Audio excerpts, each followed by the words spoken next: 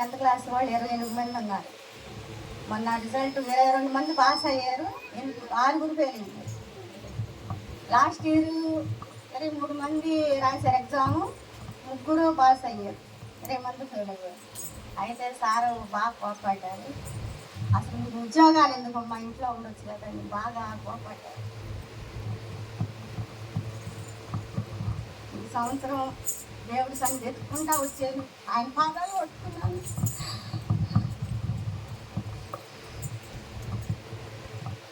నాకు ఎన్ని కష్టాలు నష్టాలు వచ్చినా మీ పాదాలు పట్టుకొని వదల తండ్రి అని నేను ప్రార్థన చేశాను.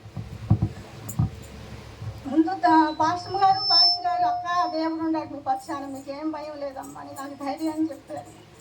అక్క మేమున్నాము, మన సంఘం ఉంది అక్క, మన సంఘం అందరూ ప్రార్థిస్తున్నారు అని చెప్పేసి నాకు ఎంతో ధైర్యం ఇచ్చాడు. అయితే పిల్లలందరినీ ఎంక్వైరీ చేస్తే పిఎస్ చాలా ప్రాబ్లంగా ఉంది, నన్ను అందరూ మేడం అంటారు, మమ్మీ అనే అంటారు.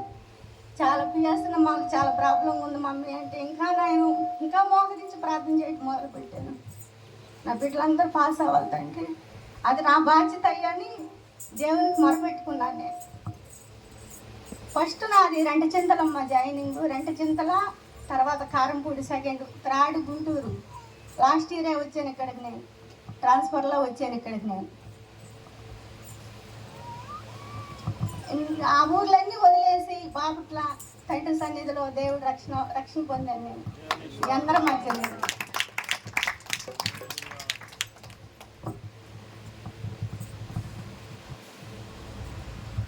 మాస్టర్ పిల్లల గురించి ప్రార్థించండి అమ్మా.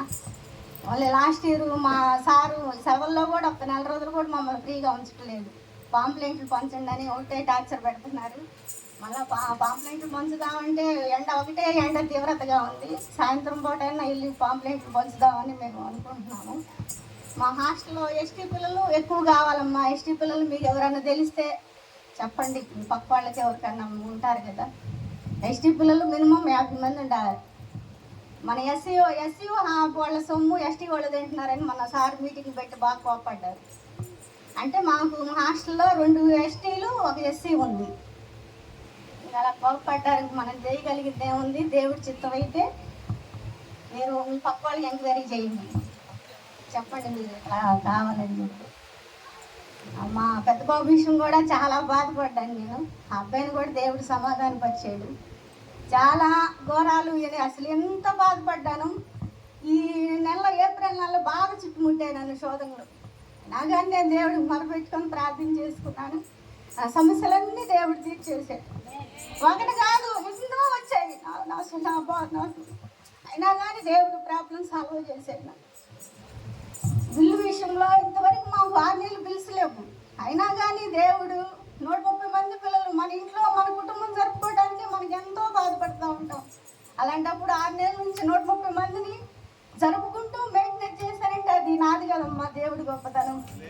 ఏదో ఒక రీతిలో నెట్టుకుంటూ దేవుడే నాకు సహాయం చేశాడు.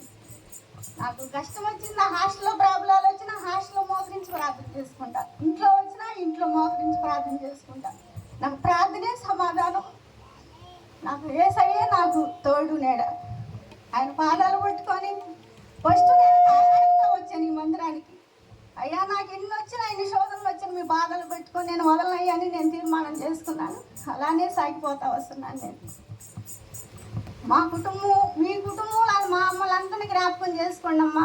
మా కుటుంబం గురించి అందరూ మీ కుటుంబం ప్రార్థనలో, ఇది తండ్రి సన్నిధి కుటుంబం, అందరూ మీ కుటుంబంలో మమ్మల్ని కలుపుకొని ప్రార్థన చేయండి. చిన్న వాక్యాన్ని దేవుడు దీవించిన కాక ఈ అవకాశం ఇచ్చిన పాస్టర్ గారికి నా వందనాలు. మీ అందరికి నా వందనాలమ్మా. నా కోసం చాలా ప్రయాసపడ్డారు. తమ్ముడు అంటాడు, అక్క మేమున్నాము, మన సంఘం ఉంది అక్క అని నాకు ఎంతో ధైర్యం ఇచ్చాడు. ఎవరు లేరని మీరు బాధపడదక్క, మేమున్నాము, మన సంఘం ఉందక్క. నేను రోజుకి ఒక్కసారైనా అనుకుంటా తమ్ముడు మాటలు జ్ఞాపకం చేసుకుంటాను. అయ్యా అంటే అయ్యా అక్క నీకేం పర్వాలేదక్క, దేవుని పక్షంగా ఉన్నాడక్క, ఎవరు లేరని మీరు బాధపడదక్క, మేమున్నాం, మన సంఘం ఉందని నాకు ఎంతో ధైర్యాన్ని ఇచ్చారు. నాకు వచ్చిన శోధనలో మన సంఘస్థులు కూడా చాలా మంది నాకు సహాయం చేశారు. మొన్న మా పెద్ద బాబు తాగొచ్చి గందరగోళం చేసి గందరగోళం చేసి ఒక క్రికెట్ ఆటలో ఒక బాబుకు తలపాదలు పెట్టున్నాడు. అందుకు ఎంతో ఎంకరేజ్ చేశారు. అసలు వాడి ఇంట్లో తీసుకెళ్ళి పెట్టుకొని పాష్ గారు వాళ్ళ ఇంటికి వస్తే ఆ అబ్బాయికి తెలుసు పాష్ గారి ఇల్లు. ఇంకెక్కడికన్నా వెళ్తే ఆ కురపమ్మ గారి ఇల్లు అయితే తెలుసు. అక్కడికి వెళ్తాడేమని చెప్పేసి సమ్మగారు వాళ్ళ ఇంట్లో ఉంచి బ్రదరు సుసన్నమ్మ వాళ్ళ బాబు నన్ను ఎంతో బాగా చూసుకున్నారమ్మా, ఎంతో బాగా చూసుకున్నారు. కనీసం తిన్న ప్లేట్ కూడా తినేలేదండి. అమ్మ నేను ఇంట్లో పని చేసుకుంటానమ్మన్నా కానీ వద్దక్క అని నన్ను 4 రోజులు వాళ్ళు ఎంతో చూశారు. పాషమ్మ గారు కూడా చూశారు.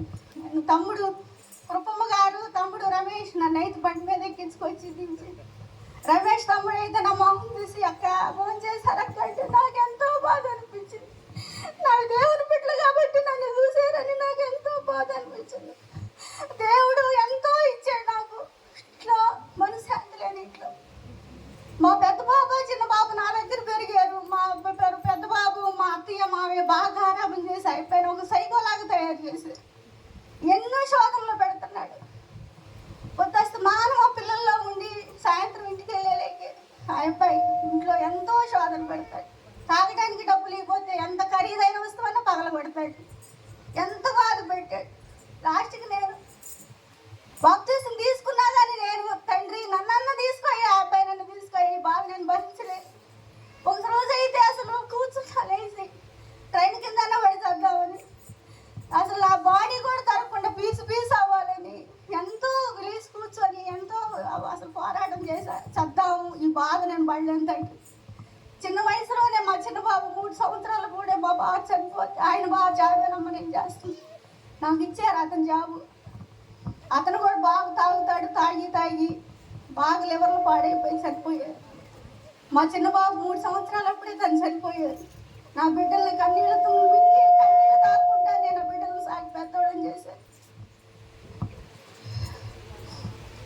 పాపకు మ్యారేజ్ చేశాను. పాపకి 2 పిల్లలు. పెద్ద బాబు కూడా హోటల్ మేనేజ్మెంట్ చదివాడు. అయితే మలేషియాలో జాబ్ వచ్చింది. కరోనా టైంలో వదిలేయ్యా నువ్వు ఇంట్లోనే ఉండి ఎందుకు అంత దూరం నేను ఆపేశా. ఇంకా అబ్బాయి ఒక తాగుడికి స్నేహాలు ఎక్కువయ్యాయి. అబ్బాయికి ఒక తాగుడుకు బానిసయ్యి పొద్దుస్తమానం ఆ పిల్లల దగ్గర ఉండి 9:30కి వస్తా. నేను ఉదయం 8కి వెళ్ళి హాస్టల్కి 9:30కి వస్తా. నైట్ ఇంటికి వచ్చేలేక మనశ్శాంతుడు అయిపోయి తాగి వస్తువులు బాగా పట్టడం, గందరగోళం చేయడం, నిద్రపోనిచ్చేవాడు కాదు. డబ్బులు ఇవ్వమని ఒకటే గోల అయిపోయి అసలు అంత సైకోలాగా తయారు చేసే వాళ్ళు మా అత్తయ్య మా మామయ్య గారు. అయినా శోధనలు ఎన్ని వచ్చినా కానీ ఆయన మోకాల నుంచి ప్రార్థన చేసుకోవడం మొదలుపెట్టాను. తండ్రి ఏందయ్యా నా పరిస్థితి ఏందయ్యా సమాధానపరిచాయి నా కుటుంబాన్ని నన్ను నా పిల్లల్ని అని చెప్పేసి ప్రార్థన చేసుకుని అది అవకాశం ఇచ్చిన పాస్టర్ గారికి పాస్టమ్మ గారికి వందనాలు. మరి అక్క